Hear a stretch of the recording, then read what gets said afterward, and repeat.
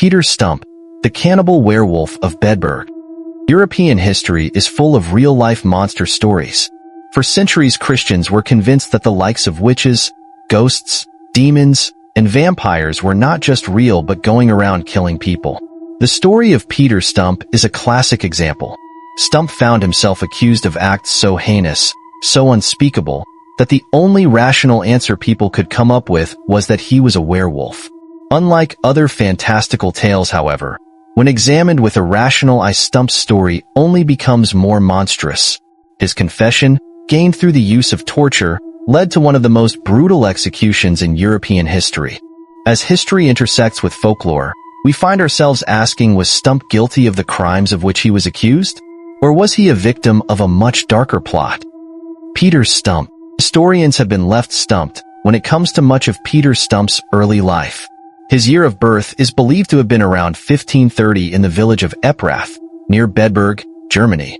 His name may not have even been Stumpp. He has also been referred to as Abel Griswold, Abil Griswold, and Eubel Griswold, and it's thought the name Stumpp may come from the fact that his left hand had been cut off, leaving only a stump. As for his adult life, we think that he was a wealthy farmer, that he was a widower, and that he had 2 children, a daughter Beal, and a son whose name has been lost. As for his character, it seems up until his exposure as a werewolf he was pretty well liked. A late 16th century English pamphlet described him in the following manner. He would go through the streets of Cologne, Bedburg, and Eprath, in comely habit and very civilly, as one well known to all the inhabitants thereabout, and oftentimes was he saluted of those whose friends and children he had butchered, though nothing suspected for the same. But we have extraordinarily little concrete information on the life of Stumpp, if that even was his name. The problem is that church records for the period were burnt during the 30 Years' War. His case was also so well known that anything written after his death tends to be false, inaccurate, or heavily sensationalized. The Werewolf of Bedburg.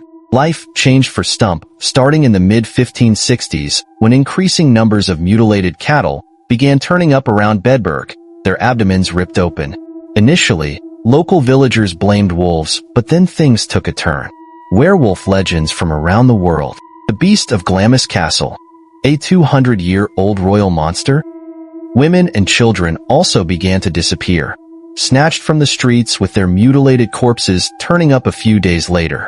The superstitious townsfolk soon decided something unnatural was at work.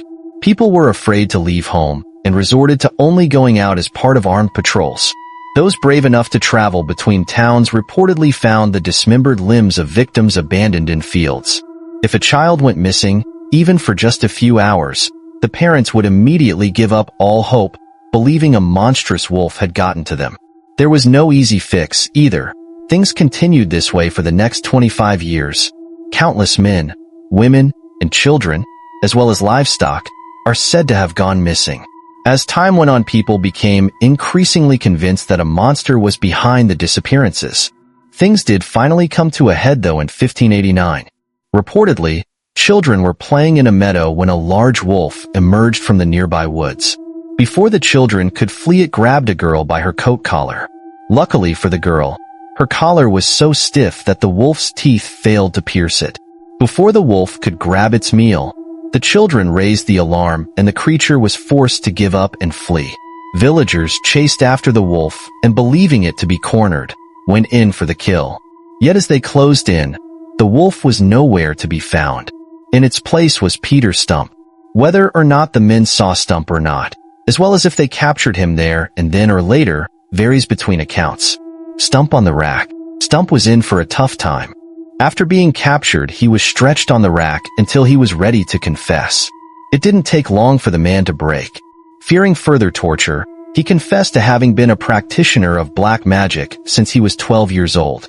He stated that the devil had rewarded him for his loyalty with a magical belt or girdle that allowed him to transform into the likeness of a greedy, devouring wolf, strong and mighty, with eyes great and large, which in the night sparkled like fire, a mouth great and wide, with most sharp and cruel teeth, a huge body, and mighty paws. Stumpp said that taking off the belt reversed the transformation. When a local magistrate asked him where the belt was, Stumpp replied that he had left it in a certain valley. A bailiff was sent to return the belt, but couldn't find it. The fact the belt was never found, nor the fact Stumpp's story didn't line up with how he was discovered, didn't seem to bother anyone. Under the threat of more torture, Stumpp admitted to being an insatiable bloodsucker who had killed and eaten at least 14 children and 2 pregnant women, amongst countless others over a 25-year period. His descriptions of the pregnant women were particularly harrowing. He claimed to have ripped their fetuses from their wombs and ate their hearts panting hot and raw. Violence in the Night.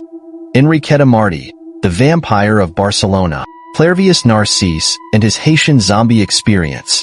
His son was also said to have been one of the 14 children he had eaten. Apparently, he had not wished to harm his son, but his bloodlust eventually prevailed, forcing him to take his son out into the woods and devour him. From there, the confessions just kept coming. On top of being a serial killer werewolf, Stumpp also confessed to being in an incestuous relationship with his 15-year-old daughter. On top of this, he admitted to having a mistress who was also a distant relative, which the law also considered incestuous. Quite the supernatural Lothario. Stumpp finally admitted to having had sex with a succubus sent to him as a gift by the devil. An execution most foul. Safe to say Stumpp's trial didn't go well for him. He, his daughter Beale, and his mistress Catherine were also sentenced to death. Stumpp's death in particular was incredibly unpleasant, and is probably one of the most brutal executions on record. He was first attached to a wheel and had the flesh torn from his body in 10 different places with red-hot pincers. The same was then done to his arms and legs. Next, the executioner used the blunt side of an axe to break all of Stumpp's limbs. This was done to make sure he couldn't crawl out of his own grave. Finally, he was beheaded and burnt on a pyre. Catherine and Beale fared little better. They had already been flayed alive and strangled and were burnt alongside Stumpp. Local authorities then erected a pole with the torture wheel on top with a model wolf attached to it. At the very top was Stumpp's mangled, severed head. To this day, it's unclear why the people of Bedburg decided Stumpp was a werewolf. Some historians believe it's possible that Stumpp was in fact a murderer, maybe even a cannibal. His crimes were just so heinous that the only way people could understand them was to say they were supernatural. It's also likely that the rumors surrounding Stumpp, his daughter, and his mistress added fuel to the fire. People were looking for a monster, and who better to accuse than a widower who sleeps with his family members, and whose son disappeared under suspicious circumstances? There may also have been some jealousy in play thanks to his wealth. It's also possible that Stumpp was innocent and was nothing more than a scapegoat. Stumpp's trial took place during the Cologne War of 1583-88, a fight between Protestants and Catholics. Stumpp was a former Catholic who had openly converted to Protestantism. Is it possible that the Catholics, who controlled Bedburg at that time, decided to make an example of Stumpp? Stranger things have certainly happened. Peter Stumpp wasn't alone. Werewolf trials were surprisingly prevalent in Europe from the early 15th to 18th centuries and often went hand in hand with witch hunts, although werewolf trials tended to be much more uncommon. Just as the women accused of being witches tended to be nothing more than scapegoats, the same could be true for Stumpp. By Robbie Mitchell.